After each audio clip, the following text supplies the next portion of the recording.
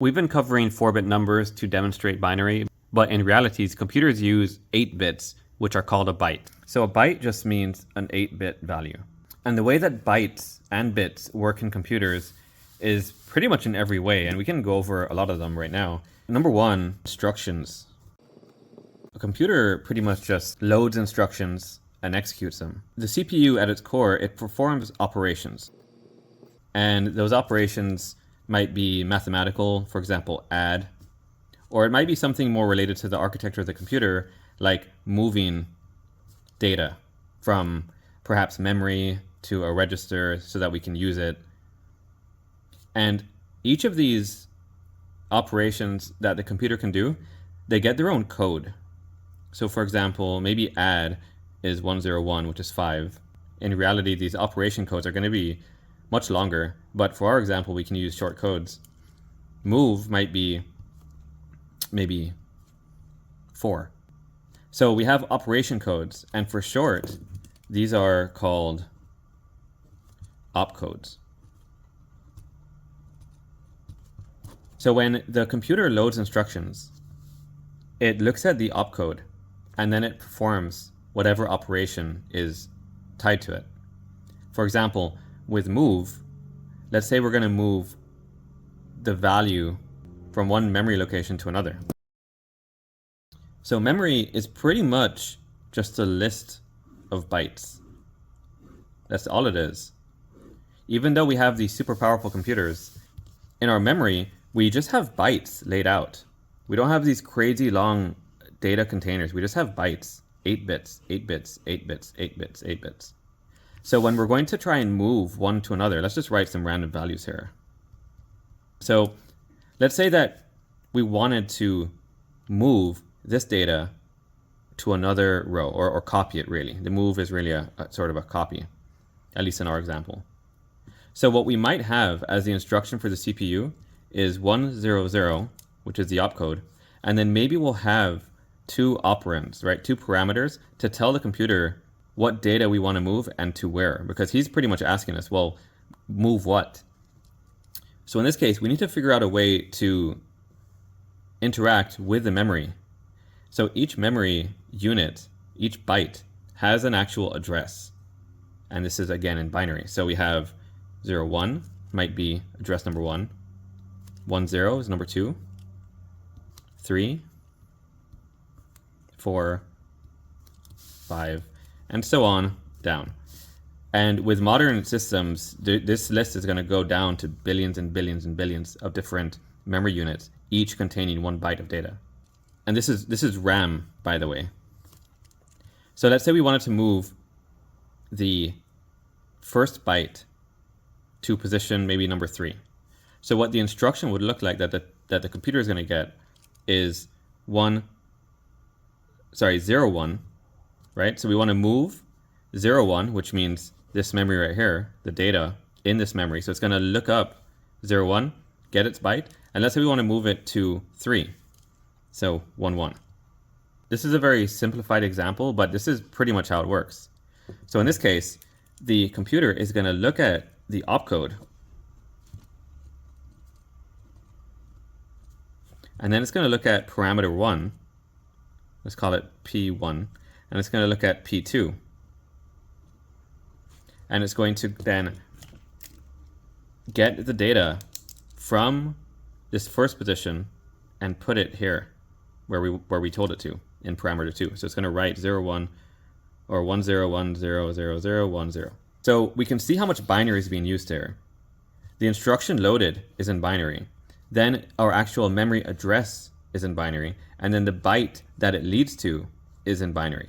So I feel like this kind of begs the question, well, we can write 10100 whatever, and this is a very human readable form, but how does a computer know how to read this data? The answer to that is it doesn't really use ones and zeros.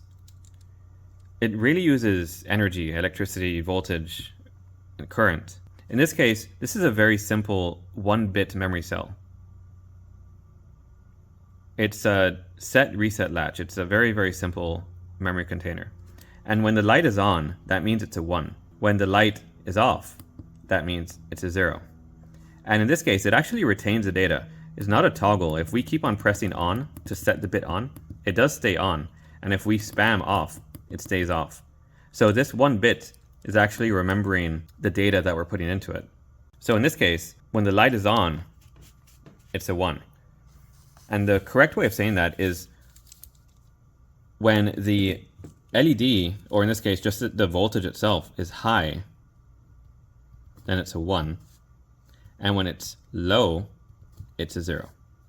So low would be anything near 0 volts, and high would be anything sort of above 0 volts. And that's why binary is so useful, because in this case, we have two distinct states, right? Do we have energy or do we not? Do we have voltage or do we not? And anything that has two distinct states is perfect for binary. And this is why it's the language of machines. Let's say that we have a keyboard, right? I'll draw a little picture of a keyboard here. This is our little keyboard, and we have all these buttons on it. How do we get data or input from the keyboard into the computer? So if we open any of the wires connected to our PC, whether it's a USB cable or an old PS2 cable, if we open up any of these, then what we're going to see inside are multiple wires, right? And each wire is going to carry a voltage. It's either going to be 0 or it's going to be some voltage that means it's 1. So each wire, if we turned it sideways, you can see how it is basically, we could say our columns, right? We could say it's 1, 2, 4, 8. It's not literally this, but you could see how we could turn this into a binary pattern very easily. So when this goes into our computer, let's draw a little computer with an on switch and a reset switch and an old CD drive. When this goes into the computer, then the computer is going to look at all of these wires, right, in a pre-arranged protocol. And it's going to say, well, whatever symbol, right, whatever bit signature, whatever value means the symbol that was pressed, it's going to take that in. And you might be wondering, well, how does it know when to check when there's input? And the answer to that is there's a very special wire or pin or bit in a lot of these protocols, and it's called a clock, usually abbreviated as CLK. And what will happen is when we press a button on the keyboard, its internal circuitry will detect which button we pressed, and then it will output the signature for that button, right? The bit value pretty much for that button. And then once it sets the wires to the right values, to the right voltages, on, off, on, right? High, low, low, high, or 1, 0, 0, 1, then it's going to trigger the clock pin or the clock bit. And the computer is going to get that. So he's going to get an alert from the clock, right? And he's going to say, oh, we have a new input waiting for us. And then he is going to then scan the value and put that into the computer. So again, this is all binary, just the same as these other values up here. Now let's move on to storage. So you may or may not know that RAM itself, it's what we'd call a volatile storage system, because once we plug out the power, we lose all the data in the RAM. And we can prove that right now, right? This is basically one memory cell, right? It's 1 bit. If we turn off the power, then we lose the value. Plug in the power, and now it's a 0 when it was a 1 before. So we have to reset it back to the value that it had. And so this is not a very good system, of course, for keeping memory long term. And the question is, how do we come up with a system where we can write down some kind of binary data that won't go away and that the computer can read easily? You know, our handwriting would be great if we could keep this. You know, this is going to last for decades if I put this paper in a folder or something. But obviously the computer can't read it. So if you can't read 1s and 0s, but we also can't depend on electricity, it seems like a conundrum. And the answer is that we're going to use any system that can be interpreted as 1s and 0s. So for example, on an old hard drive, or even a current hard drive that uses magnetic strips, it's going to be split up into these long strips. And going across is going to be different magnetic charges.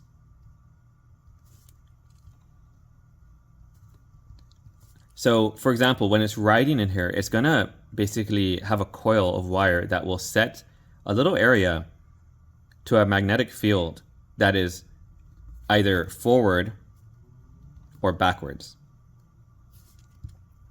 And then when we have a device that can detect each field, we can convert any of the forward ones to ones and any of the backward ones to zeros. The same thing with CDs or DVDs or Blu-rays.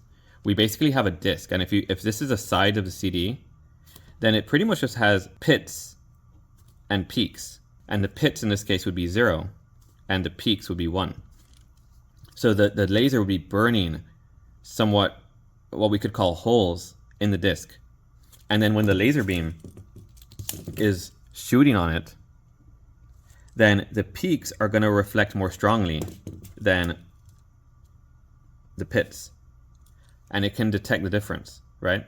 So anything that can be broken up into one state or another is perfect for binary. So storage is done this way.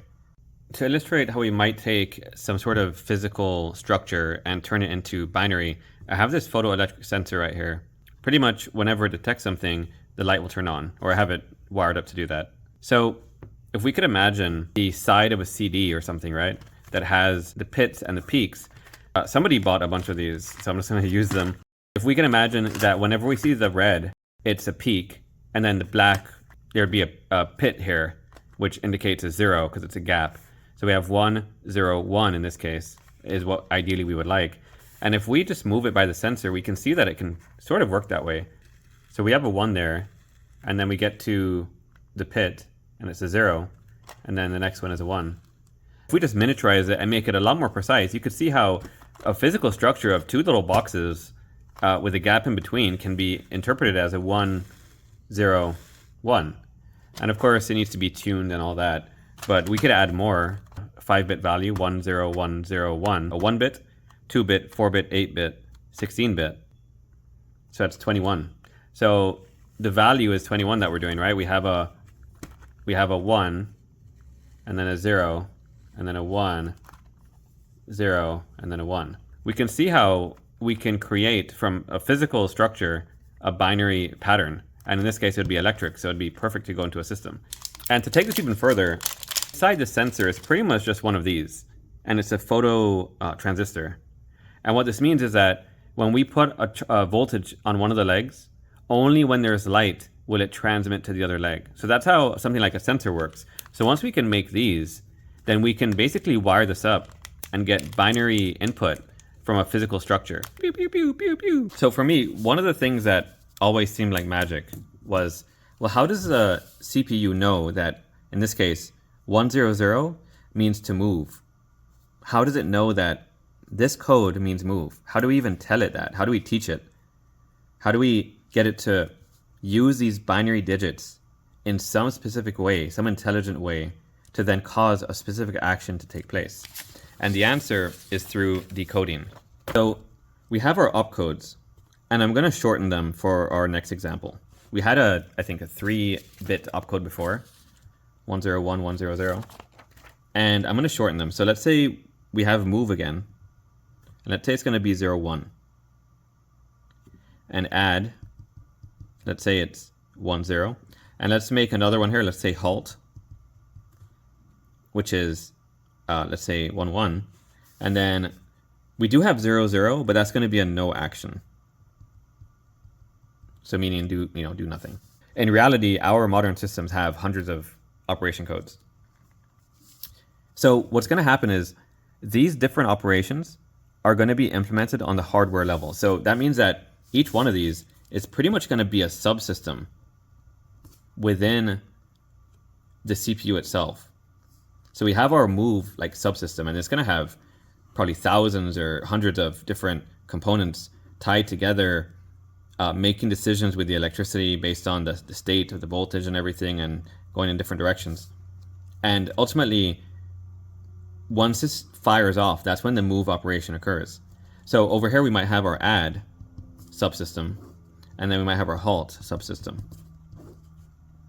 And the key thing here is within these subsystems, they're listening for basically their opcode.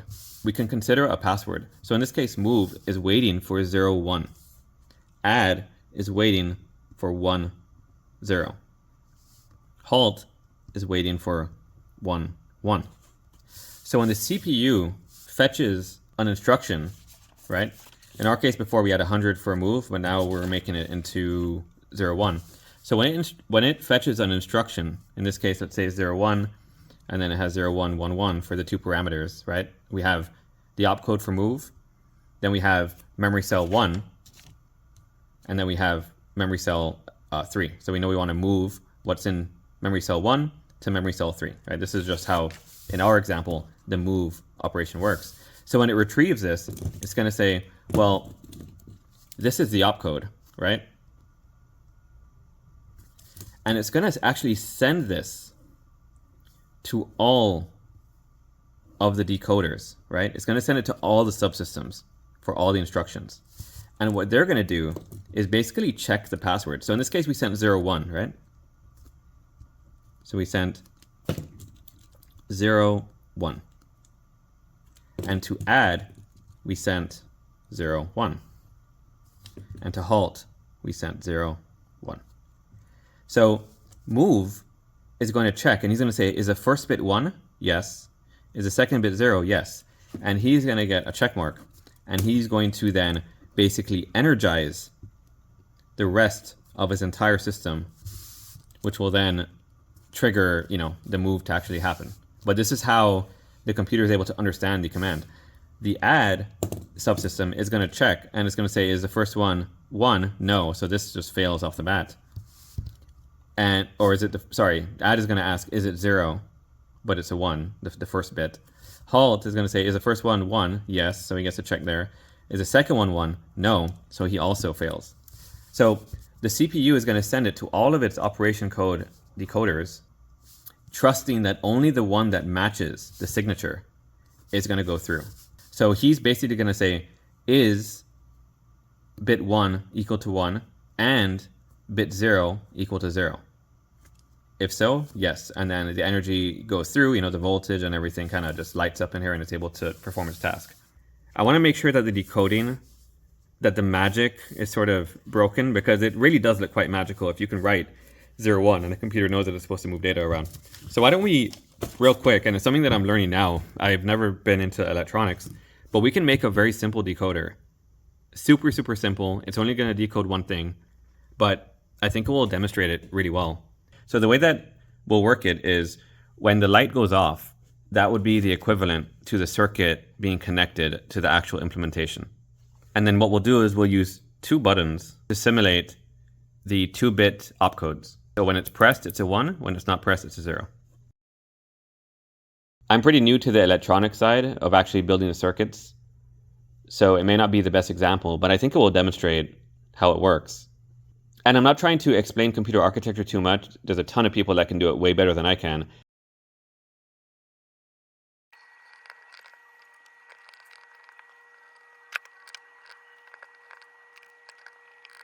All right, so if we compare this to our opcodes right here, so this decoder is only going to launch the actual move implementation, basically connecting here, if we put in a 0 and a 1.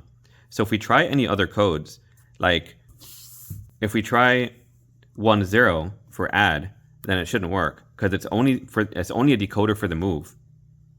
If we try 1, 1 for halt, then it also doesn't work. And if we leave it as no action, of course, it doesn't work either. Only when we put 0 and a 1 does it turn on, simulating that the password was approved and the actual implementation be energized.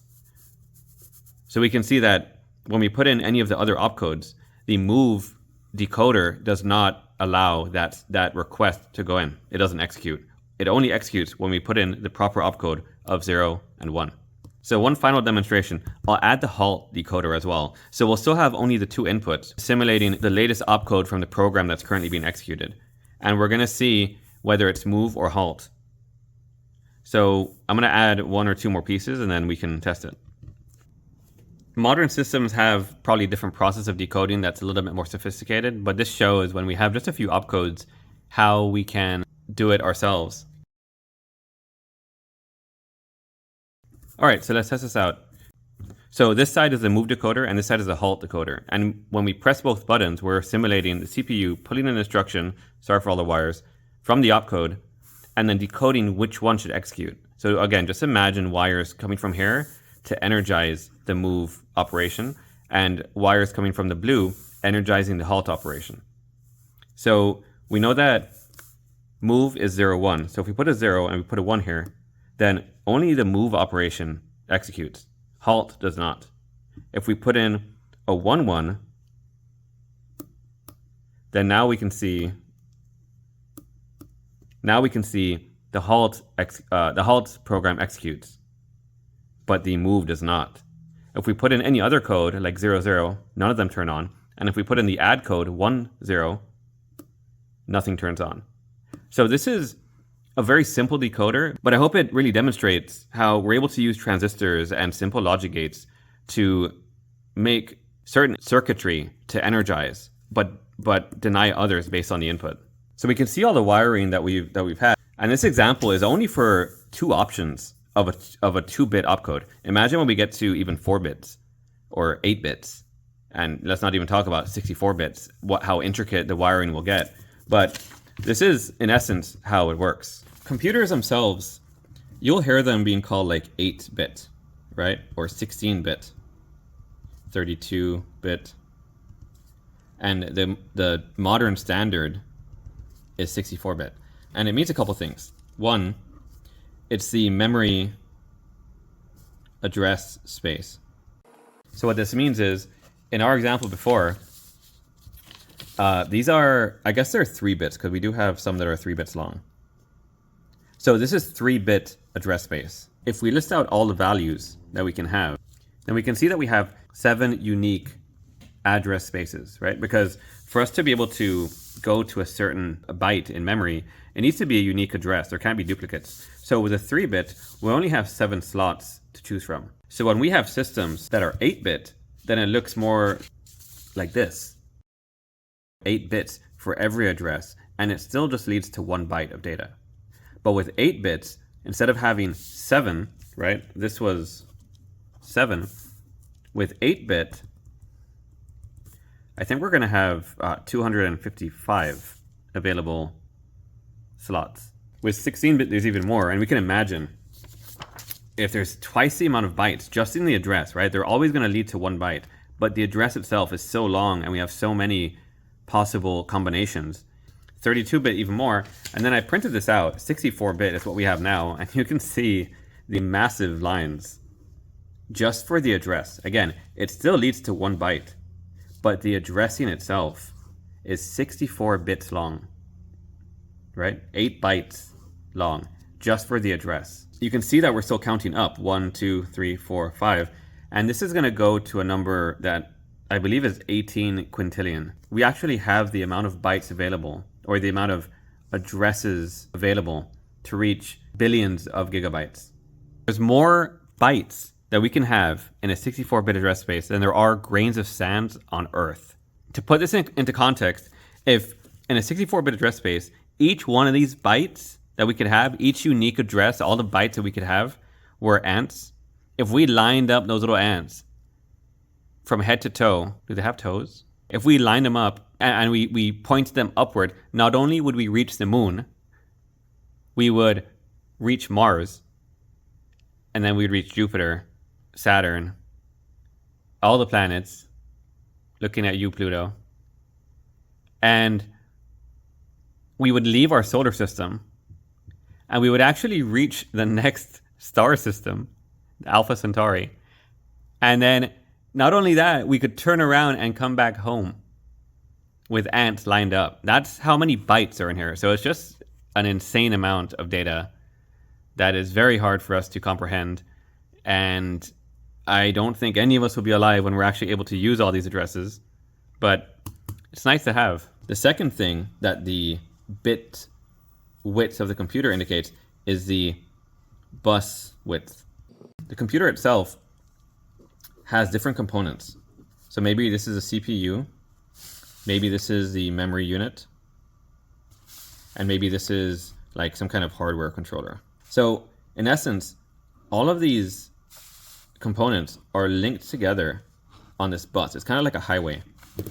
And the bus is going to have all these wires carrying all the bits that the computer is working with. And the number of wires on the bus is equal to the number of the bits that the system is, or the architecture is. So you can imagine on 64-bit systems, the buses on there, because there's multiple buses on a computer, this is going to be 64 bits wide. So the throughput of the modern computers is really insane. It can just send around data incredibly fast and incredibly efficiently. And the third thing, which kind of ties into the memory, but is the registers. So within the CPU, it has its own sort of like private memory cells, and these are called registers. And registers are the fastest memory that you have in the computer because they're right within the CPU itself. So pretty much like on this move operation, what might actually happen is the computer might get this value, put it in its register, and then output it to this position. It could do it straight, but many times what will happen is you'll populate a register, which in this case, the register for dealing with 64 bits is going to be 64 bits wide, so it can perfectly hold the data that travels on the bus and that can go into memory.